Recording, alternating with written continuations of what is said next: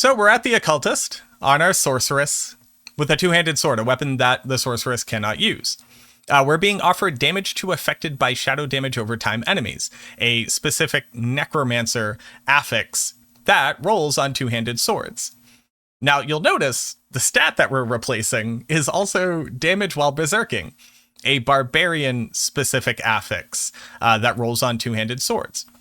Now, I find it interesting that the Sorceress, which is neither a Barbarian nor a Necromancer, is being offered stats from two other classes. If you were to roll this sword 100 times on a Necromancer, you would never get damage while berserking. And if you were to roll this sword on a Barbarian, you would never get damage to affected by shadow damage over time enemies. I know that other people have already looked into like the weird things that you can do with enchanting on the Occultist, right? Like taking an item that multiple classes can use and then rolling it on another class to get class specific bonuses like lucky hit while barrier is up, and then taking that from a Sorceress, giving it to a Necromancer for an Infinimus build. I also know that d4craft.com has done an amazing amount of work put into like being able to calculate this type of stuff and being able to like input information, be like, what can I get on this item? So it's pretty cool. The interesting thing about this is when it first rolled damage while berserking, I wasn't expecting that. What I was actually expecting was the list of affixes that a sorceress can get on a staff, which is a two-handed weapon. I thought it would be tied to like the weapon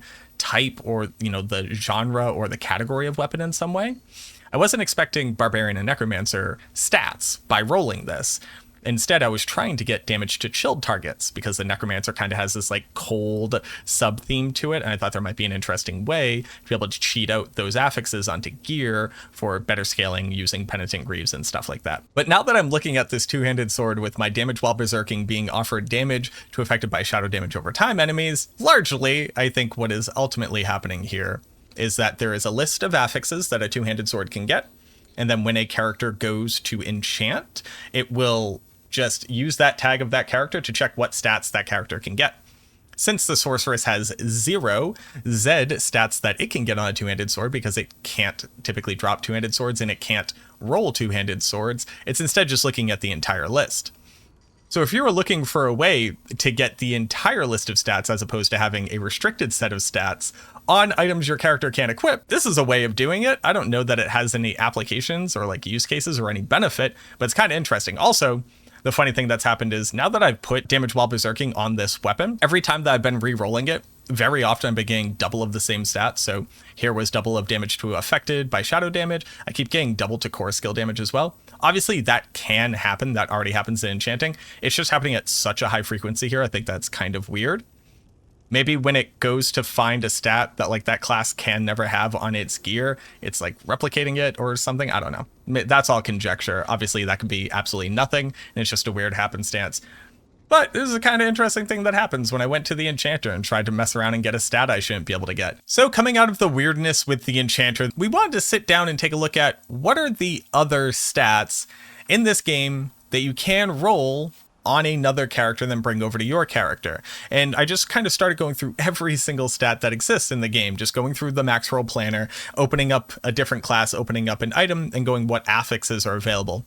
And one that stuck out as very interesting to me was the idea of damage with two-handed slashing weapons, a damage roll that is particular to the Barbarian that you can get and put onto a piece of gear and then obviously put onto somebody like the Necromancer. And you may be asking yourself, well, how would this possibly work? The two-handed slashing weapon concept is because of their arsenal system, and you're completely right. That's why they have this available.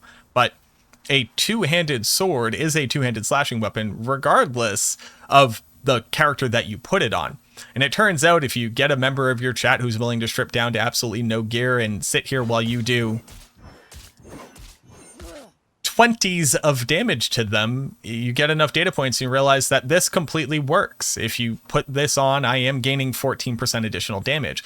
Now here's the weird part. It doesn't show up in any of your stats because the Necromancer isn't coded to have this stat on them. Like, it does not show up here. You do not get damage with two-handed slashing. And on top of that, the tooltip doesn't go up because Necromancer's skill tooltips obviously aren't coded to interact with this affix. That's why we had to sit here attacking for hundreds of times before we were able to prove that it works. And it did. We got an additional 1 damage on our damage range over a couple hundred hits, and we were able to prove pretty definitively that it works. Not only that, We were also able to prove that, near close to definitively, that our Necromancer skeletons were also benefiting from us having a two-handed weapon and this stat on it. So it just gets added into the additive bucket of damage stats, which leads me to ask the question, how many stats in this game could you possibly move between the classes that would have a benefit? So what I'd like to do is I'd like to highlight just a couple that I've come across that have kind of sparked my interest in this regard, because the answer is theoretically all of them everywhere depending on the circumstances, but at least a few of them might also be pretty relevant with the Season 1 mechanics, because at least one of the hearts has an elemental tag on it, and you can get a couple different items with elemental damage increases on them that you normally probably wouldn't have thought of. Like the few different classes that interact with it, the Druid can gain lightning damage on a ring. On top of that, it can also gain critical strike with lightning skills. Now, if you paid attention to a few of the malignant hearts that I've already revealed from Season 1, you realize that at least one of them, the Caged Heart of the Picana, causes you to deal a flat amount of lightning damage based off this ability to constantly trigger it. So already we might have a scenario where, based off what comes in these hearts that are not really tied to any one particular class, or at least not all of them are, they might have elemental damage carriers or damage type carriers that could then be interacted with by adding on lightning skill damage to a ring by re-rolling it at the occultist on your druid and then moving it over to your necromancer. And it begs the question, what are all of the other stats that you could do this with that might be interacting with either current mechanisms in the game or future additions to the game? Because I'll go ahead and let you know, I don't think the developers have necessarily thought this far. You know, the fact that you could take a piece of gear, go to another class on the occultist and roll with the different stats on it, and all of a sudden you're gaining access to affixes that your character is not supposed to be able to gain access to. One of the ones I've been thinking about the most, one of my most favorite ones, is another druid specific stat. If you make a chess piece on a druid, or if you were to take a chess piece that you have and go roll it on the druid, they have damage while in human form. Now, obviously, human form is supposed to be the negative state between being a werewolf or a werebear. But what do you think makes more sense? Does it make more sense that basically everybody is considered to be in human form unless they have a very special ability that were to transform them?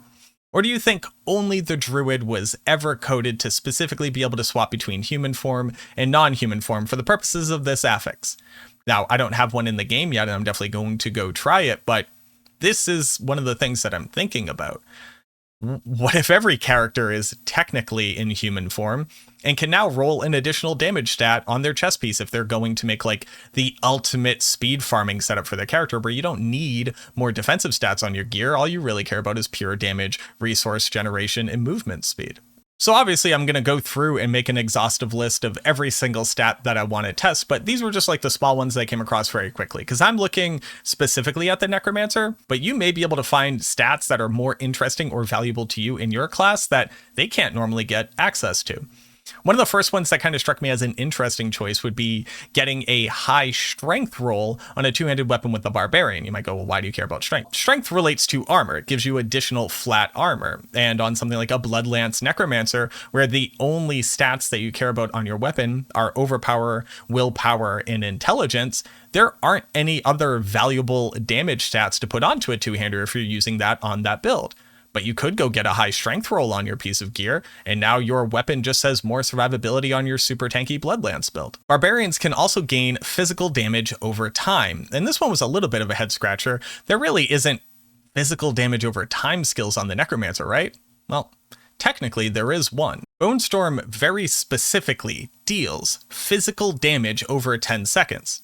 So does that mean I can actually go get an additional damage roll on my gloves if I'm trying to be like a permanent Bone Storm Necromancer?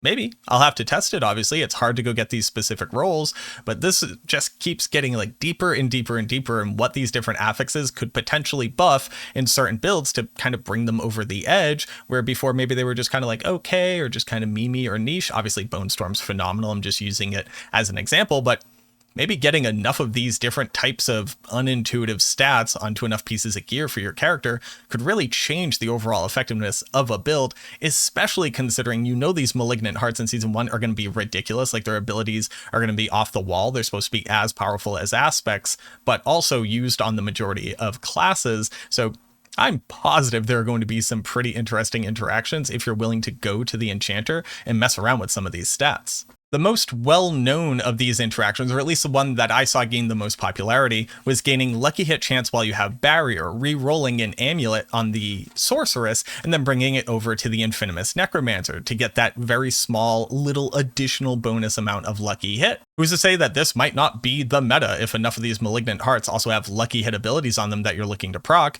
or you're just trying to get more out of your exposed flesh on the Bone Spear Necromancer, etc. The possibilities probably aren't endless, right? We're probably looking at a few additional bonuses of like additive damage or survivability, but they are deep enough that I think it's really worth our time to sit down and test out how many of these stats work on how many of these classes to figure out what the true potential is here, so that we can not abuse it, but we can actually go ahead and target enchant for these different stats moving forward to get the most out of builds in theory crafting. So as I stand before you with my Necromancer that just has some damage to two-handed slashing weapons on their armor, I truly think that it begs the question, what is the total potential capability here of getting all these different types of stats onto characters they're not supposed to normally have? I'm really interested to see what other people have been playing around with and testing. I'm clearly not the first person who has thought about this, but I haven't seen enough people be like, oh, I've tested this stat and it absolutely works. So if you have been, I would love to hear about it down in the comments. Please let me know. If you haven't already, come join the Discord. The link is in the description below. I'd love to get you in here with as many theory crafting chads as I possibly can to get this type of foundational information about how the game is coded and how it works, so that moving forward, we don't have to keep testing it. When a new stat comes out, we can just swap it on, look at it, go boom, it does work. Bada bing, we have cool new builds that are using stats they're not supposed to get the most out of them. But again, thank you so much for watching this video. I hope that this one either inspires some additional testing that you weren't going to do before, or at the very least entertained you, and I look forward to seeing you in the next video.